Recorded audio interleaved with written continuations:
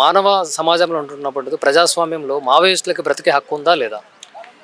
C వాళ్ళు కూడా మనుషులే. ఈ భారతదేశంలో పుట్టినటువంటి మనుషులు, వాళ్ళకు కూడా అన్ని హక్కులు ఉంటాయి. మేము ఒకటే చెప్పదలుచుకుంటే ఏంటంటే, సమస్యలు పరిష్కరించండి, పేదరికాన్ని రూపుమాపండి. వాళ్ళ ప్రధాన డిమాండ్లు ఏంటి? శాంతి చర్చలకు వచ్చినప్పుడు కూడా అనేక రకాల డిమాండ్లు పెట్టారు వాళ్ళు. ఆ డిమాండ్లను పరిష్కారం ఏది? చర్చలు లేవు, ఆ దిశగా ప్రయాణం లేదు.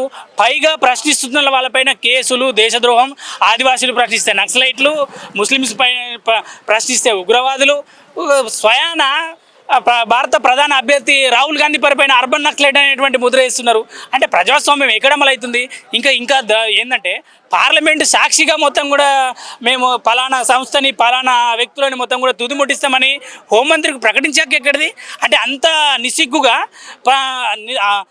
చేస్తుంటే, ఆరోపణలు చేస్తుంటే సుప్రీంకోర్టు ఏం చేయాలి మరి? దాన్ని అడ్డుకోవాలి కదా. మనుషులని చంపడం నేరం అనేటువంటి విషయం అమిత్ షా అయినా, నరేంద్ర మోడీ అయినా, ఎవరైనా కూడా భారత రాజ్యాంగానికి లోబడి కదా పనిచేయాలి. అంటే చంపేటువంటి స్టేట్మెంట్, చంపుతాము, తుదిముట్టిస్తామంటే ఎవరిని చంపుతారు? భారత రాజ్యాంగంలో కొన్ని నామ్స్ ఉంటాయి, కొన్ని రూల్స్ ఆఫ్ రెగ్యులేషన్స్ ఉంటాయి. ఆ రూల్స్ ప్రకారం చట్టాన్ని అతిక్రమిస్తే నువ్వు పట్టుకో, కోర్టుల ముందు దోషిగా నిలబెట్టు, శిక్ష లేపియు. ఇది కదా చేయాల్సింది. చంపే హక్కు ఎక్కడిది?